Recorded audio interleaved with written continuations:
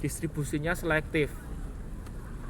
Ya benar ya, kita kan kalau mau beli HP kan nggak mungkin di warung Buton gitu kan jual, nggak mungkin ya kan. Pasti kan sudah di toko-toko elektronik gitu ya. Nah, jadi harus selektif juga untuk distribusinya. Terus specialty.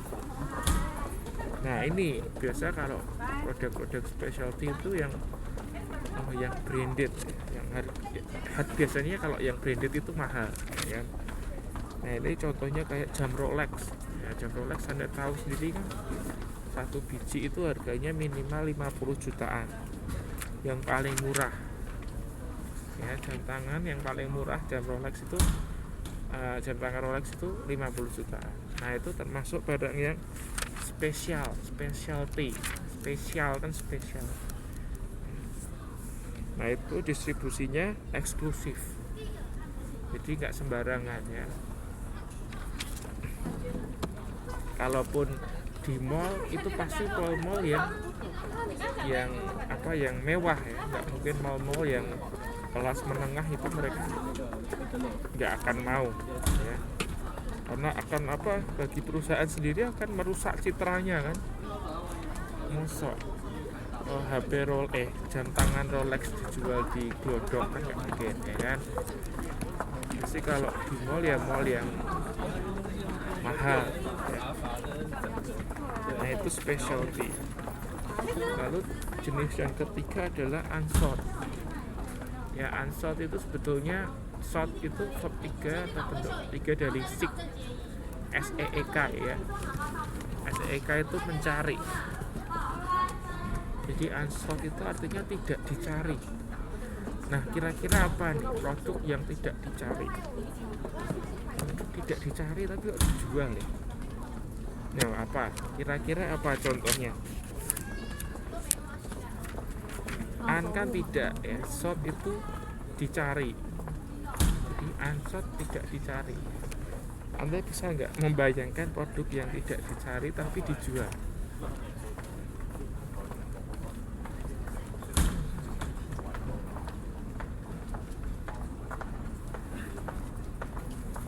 Yo apa?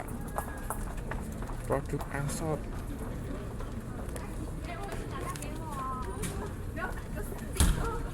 Ada itu contohnya di belakang itu,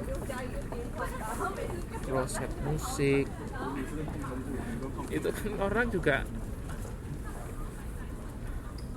ya, itu alat anti maling rumah tangga gitu ya. Nah, itu kan kadang konsumen kan mikir produk apa itu ya pistol gas air mata gitu ya. Nah itu kan nggak dicari sama konsumen kan. Itu kadang kalau perusahaan itu nggak aktif menawarkan konsumen nggak cari ya, benar ya. Padahal itu butuh nggak ya, butuh ya kan. Pistol gas air mata butuh ya, apalagi sekarang kan kriminalitas menggila ya. Ini di Taiwan lagi gila-gilanya gitu ya. Beberapa hari ini ada kasus pembunuhan ya. Nah itu kan sebetulnya itu perlu ya, alat-alat yang untuk jaga diri itu kan sebetulnya perlu ya. Nah tapi karena tidak ditawarkan ya konsumen mikir kan ya nggak butuh gitu, padahal itu dibutuhkan. Jadi ciri-ciri untuk unsold itu pengetahuan konsumen akan produk rendah, tapi setelah sadar, tapi mungkin sadar dan tahu, tetapi minat konsumen untuk membeli pun juga rendah.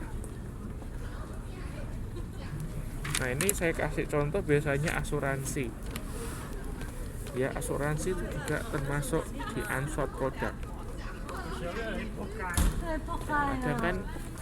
Kadang konsumen tidak tahu kan fungsinya asuransi itu apa. Ya, setelah tahu pun kadang juga masih mikir-mikir ya, apalagi orang Indonesia itu kalau suruh beli asuransi itu susah gitu ya, susah sekali. Saya tahu kebetulan saya juga agent asuransi prudensial ya, jadi saya tahu, saya juga tawarin beberapa mbak-mbak itu ya. pindah susah ya.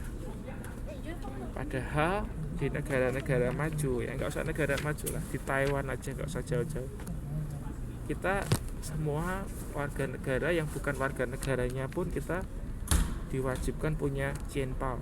Di sini ada nggak yang nggak punya Jianpao? Pasti semua punya Jianpao, ya kan?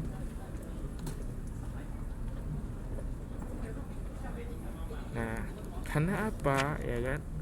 Karena apa? Karena pemerintah Taiwan tahu asuransi itu penting, ya. Mana ada sih orang yang selalu sehat terus gitu kan? Pasti enggak. Pada satu ketika pasti orang itu akan sakit. Ya entah satu kali lah ya.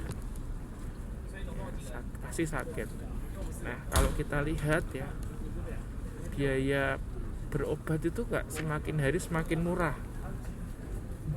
Ya, semakin hari semakin mahal. Tadi saya barusan dari rumah sakit juga sih, ambil hasil medical check up kan.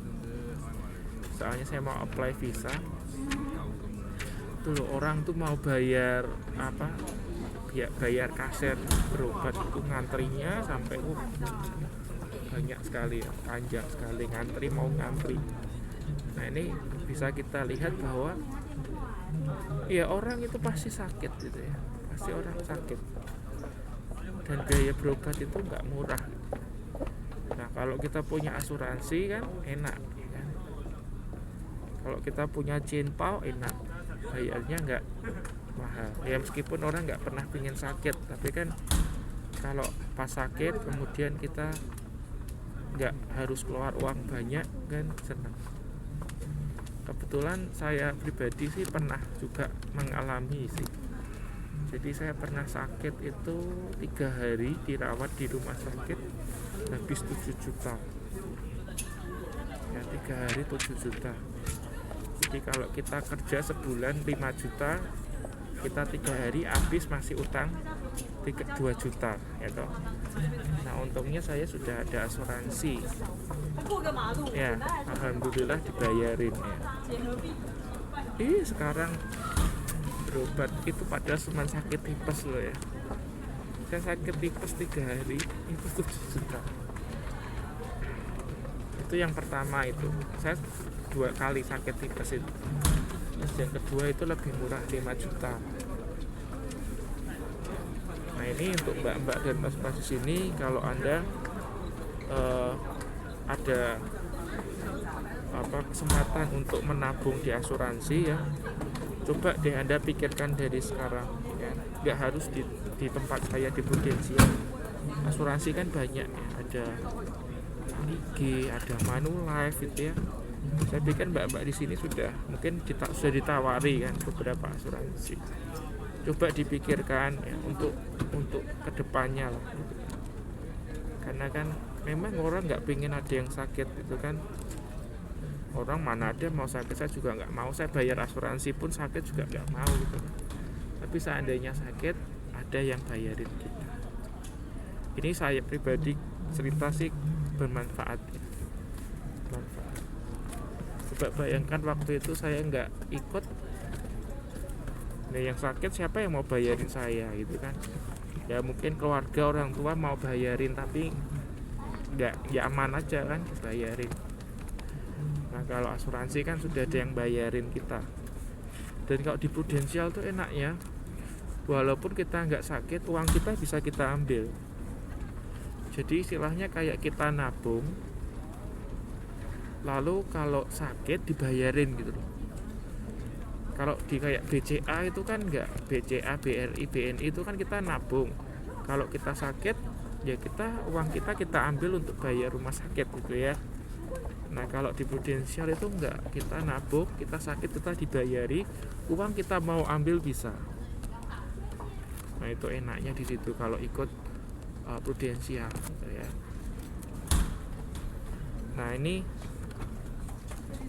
Nah ini bisa, ini sudah, saya yang join di tempat saya sudah lumayan banyak kok ya. Nanti biasanya syaratnya minta KTP gitu ya, minta KTP, lalu isi formulir, lalu lalu nabung. Nah untuk tabungannya di prudensial itu minimal 500.000 per bulan ya, minimal 500.000 per bulan. Bisa di sini bisa ya. Di sini bisa saya bantu untuk pengurusan. Ya, itu ada kok beberapa yang sudah join, bahkan sudah sekarang jadi agent ya, sekarang jadi agent. Jadi nanti mbak-mbak di sini kalau mau jadi agent ya bisa juga nanti ikut, tapi harus ikut ujian ya, harus ikut ujian, nggak bisa sembarangan. Kalau nggak lulus ujian nggak bisa dapat lisensi, nggak boleh jualan ya, nggak boleh nawarin. Jadi nggak sembarangan sih. Nah Anda coba pikirkan itu ya, nggak harus di tempat saya di Prudensial, banyak sekali asuransi. Dan jangan sampai Anda di masih muda gini Anda kerja ya kan, tenaga Anda forsir habis-habisan, usia tua Anda menanggung penyakit ya kan. Biasa kan gitu, kalau usia muda kerjanya mati-matian, nanti kenaknya di akhir. Sudah tua sakit-sakitan, uang yang Anda kumpulkan waktu Anda usia muda dijual semua ya, tanah dijual, sawah dijual, mobil dijual untuk biaya berobat Anda. Ya ini bukan doa ya, tapi ya realita kan seperti itu gitu ya. Gak usah jauh-jauh lah, Anda lihat lihat lihat itulah yang Anda rawat, nenek kakek yang Anda rawat di Taiwan seperti apa. Itu kan kurang lebih hidup manusia itu kan ya seperti itu. Nah kurang lebih kan hidup manusia yang kayak gitu ya kan? Ada 3 hal yang selalu terjadi. Manusia tuh pasti akan tua ya, setelah tua apa? Sakit. Setelah sakit apa? Mati. Ya benar ya, itu kan siklus manusia seperti itu kan. Nah pinginnya sih habis tua nggak sakit langsung mati gitu ya, enak ya. Tua nggak sakit langsung mati. Nah takutnya udah tua sakit-sakitan mati ya, nggak mati-mati itu yang tambah payah lagi. Sudah tua sakit-sakitan nggak mati-mati itu tambah sakit lagi ya. Ya kalau diikut asuransi itu kan enak. Jadi kalau kita mati kan kita dapat santunan ya, meskipun kita yang nggak menikmati kan, tapi kan yang menikmati entah siapa, anak kita atau orang tua kita atau pasangan kita kan nggak masalah kan, bener ya. Jadi itu kalau asuransi kan itu namanya UP ya, uang pertanggungan. Jadi semisal nih saya mati nih, yang enak mama saya, saudara-saudara saya enak ya. Apalagi kalau ikutnya gede itu asuransinya, bisa dapat MM-an itu ya, bisa dapat MM-an itu. Katanya kan kemarin yang kasus Mirna itu, kopi Mirna itu kan ya, nah itu kasus Mirna itu kan ada indikasi ke sana, karena kan Mirna ikut asuransinya gede kan. Itu kalau anak orang kaya itu kan nggak mungkin dia ikut asuransi cuma 500.000. Ini ada loh nasabah yang ikut sebulan 12 juta, 1 bulan 12 juta. Anda bisa bayangkan enggak itu warisannya berapa? Warisannya gede itu. Nah jadi untuk saya sih, saya kalau mati ya wes mati rapopo itu ya. Seandainya mati ya mati. Tapi enggak, ketika saya mati saya bisa ninggalin sesuatu lah untuk mama saya gitu kan, untuk keluarga saya, mungkin bisa untuk bantu siapa itu ya. Tadi saya baca ada di postingan gitu, katanya kalau yang umat muslim ya, kalau mati semua itu bisa ditebus ya, kecuali utang kita, katanya seperti itu ya. Jadi kalau umat muslim tuh kalau meninggal jangan sampai ninggalin utang gitu, bener ya? Bener ya? Kalau meninggal jangan sampai ninggalin utang. Nah kalau anda meninggal terus punya warisan, kan uangnya bisa buat tutup utang. Ini kisah nyata soalnya. Ini kisah nyata soalnya. Ada nasabah, ya kan, bukan nasabah saya sih, nasabah leader saya. Dia tuh utangnya banyak. Nah terus suaminya meninggal, dapat warisan tuh kan. Nah warisannya itu buat nutup utang-utangnya itu. Nah sudah nutup utang, dulu dia jualan buah itu di pinggiran jalan kan. Nah karena dapat warisan itu, setelah nutup utang, dia masih bisa sewa di itu kayak ruko gitu loh. Jadi yang awalnya jualan di pinggir jalan kan, emperan, akhirnya dia punya warisan, dia belikan tempat untuk ruko, di ruko gitu. Nah seperti itu. Nah itu manfaatnya ya. Kalau punya asuransi tuh kayak gitu. Jadi mbak-mbak di mas-mas di sini, kalau anda ada minat ke sana, sebaiknya ini kan ada uang yang bisa mungkin anda sisakan, ya sisakanlah untuk masa depan anda gitu. Dan nggak harus di tempat saya ya kan. Ada banyak asuransi yang lain, ada banyak agent yang lain. Cuman kalau sama saya kan lebih enak, hubungannya lebih enak. Nah, cobalah dipikirkan ya untuk masa depan anda. Ada juga yang pertamanya ikut di yang nasabah saya ya, ikut dirinya sendiri. Habis ikut dirinya sendiri, dia lihat baik, sekarang orang tuanya, bapak sama ibunya diikutkan juga. Karena dia tahu kalau bapak ibu ada apa-apa pasti mintanya sama dia. Karena dia yang kerja di Taiwan kan. Nah akhirnya daripada dia pusing dimintai terus, dibelikan asuransi. Jadi kalau misalnya bapak sama ibunya itu ada apa-apa, sakit gitu ya misalnya ya, berobat, nah sudah ada yang biayai prudensial. Jadi nggak pusing lagi kan. Nggak harus dimintai macam-macam.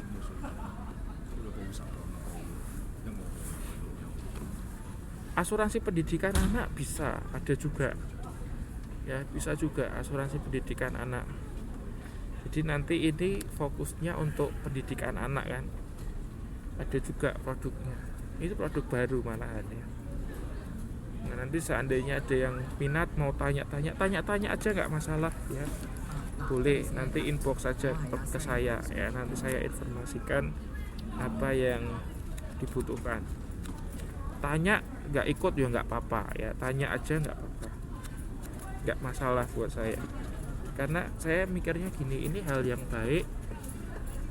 Saya katakan baik bukan karena orang ngomong baik, tapi saya alami sendiri. Ya, saya pernah sakit dan dibayari. Hal yang baik buat saya bagikan ke yang lain, ke teman yang lain gitu loh. Jadi kenapa enggak gitu kan? Masalah ikut nggak ikut itu nomor 2. Yang penting saya bagikan dulu apa yang baik yang saya tahu gitu.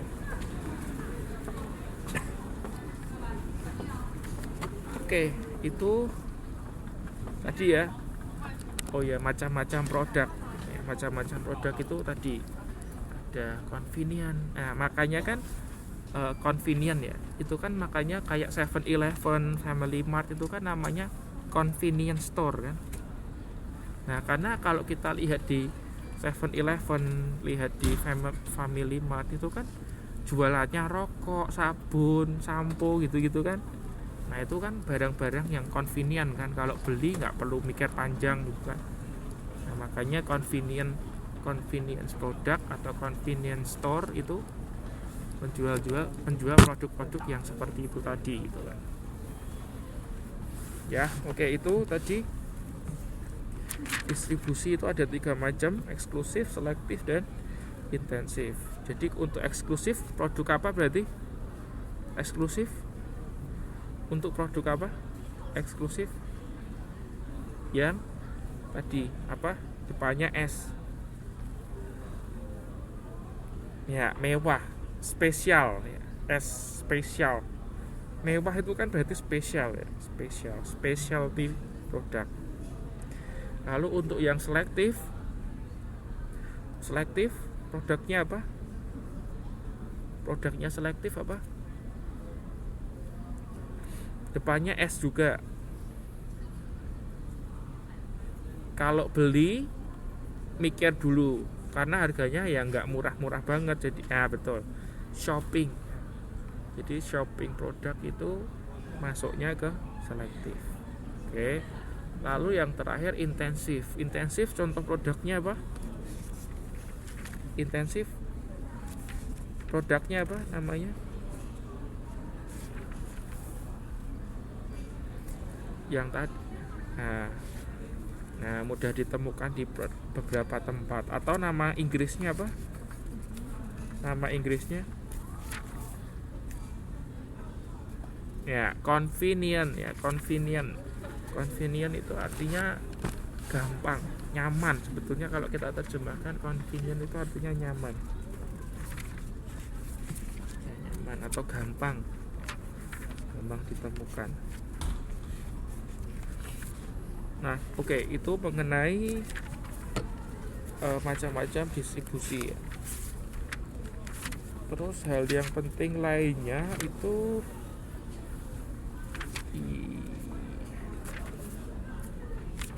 halaman ini, halaman 7.33, dinamika saluran pemasaran. Dinamika itu artinya apa? Dinamika, dinamis itu artinya apa?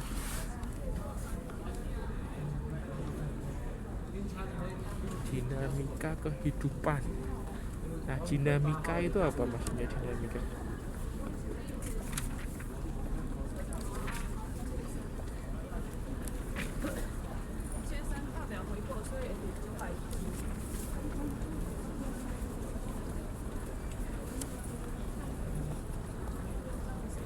Dinamika itu kalau diterjemahkan itu kayak dinamika kehidupan, itu berarti kayak apa ya, naik turunnya kehidupan gitu ya, jadi kayak gejolak gitu ya. Nah, sama halnya dengan kehidupan ya, saluran pemasaran itu juga punya dinamika. Nah, dinamika itu bisa terkait dengan perkembangan sistem saluran pemasaran, bisa juga terkait dengan konflik-konflik yang terjadi terutama dalam saluran pemasaran. Lalu bisa terjadi juga karena perubahan teknologi ya, perkembangan teknologi itu menyebabkan dinamika dalam saluran pemasaran. Kita bahas dulu yang perkembangan sistem pemasaran. Nah, jadi sistem saluran pemasaran itu berkembang ya, enggak sama terus tapi berkembang. Yang pertama ya, perkembangan yang pertama itu namanya saluran pemasaran konvensional. Nah, apa itu saluran pemasaran konvensional?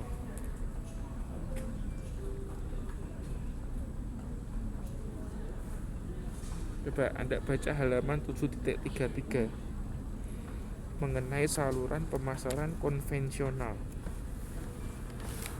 Nanti kalau sudah paham, jelaskan ke saya maksudnya apa.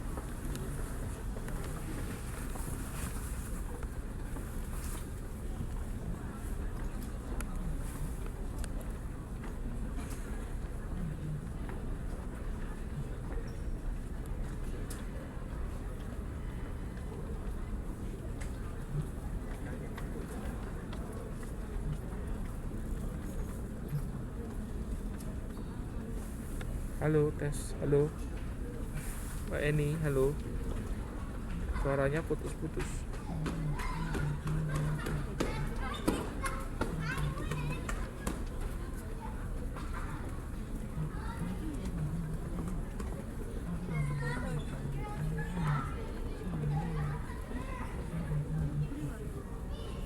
Nah, itu ada istilahnya jual putus.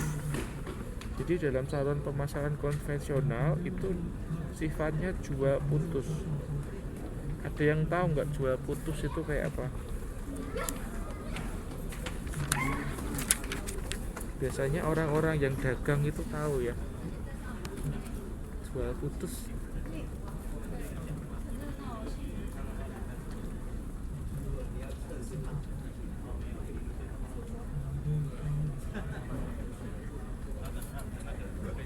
Nah, jadi jual putus itu habis dijual sudah, itu barangnya punya dari si pembeli gitu ya. Ya, jadi jual putus seperti itu. Nah, selain jual putus itu ada istilah lainnya yang berbeda ya. Jadi kalau jual putus itu kan habis dijual misalnya ke grosir ya, ya sudah gitu ya. Terus ada sistem lainnya namanya konsinyasi. Anda pernah dengar nggak konsinyasi? Sistem konsinyasi.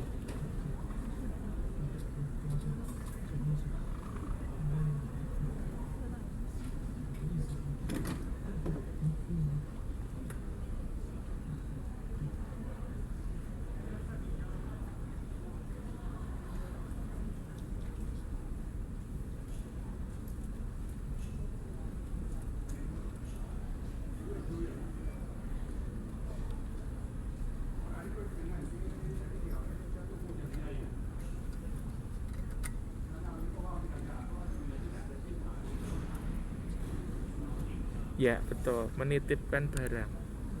Nah inilah bedanya ya. Kalau jual putus kan habis kita nggak ada titip-titipan ya, ya sudah dibeli lalu habis itu dijual lagi, jual putus. Nah kalau konsinyasi itu barangnya dititipin dulu, nanti yang laku berapa baru dibayarkan ya, uangnya diserahkan ke yang produsen. Ya nitip jual lah gitu istilahnya. Ya nitip jual gitu. Nah, terus untuk pembagian hasilnya ya tergantung dari kesepakatan antara perusahaan dengan itu retailernya ya. Retailer itu yang menjual lagi ya, bisa bagi hasil atau gimana lah ya, kesepakatan mereka berdua. Oke, itu adalah konsinyasi. Nah itu adalah termasuk sistem pemasaran yang konvensional ya. Nah terus berkembang lagi ada sistem pemasaran vertikal. Coba apa itu? Dibaca dulu coba 7.34. Kalau yang vertikal itu maksudnya apa?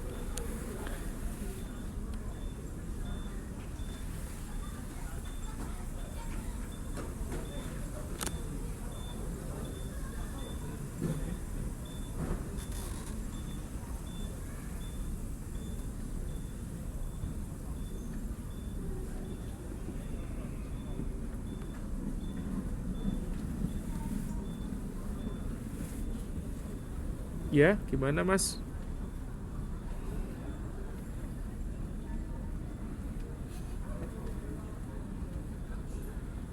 Iya, jadi antara saluran pemasaran yang satu dengan yang lain, di antara perusahaan dengan yang masih dalam satu kerjasama ya. Nah itu vertikal. Nah ini keuntungannya apa? Menghindari konflik. Konfliknya apa? Nanti kita akan bahas setelah ini, setelah pesan-pesan berikut ini. Oke, setelah itu ada juga berkembang menjadi sistem pemasaran horizontal. Nah kalau sistem pemasaran horizontal gimana?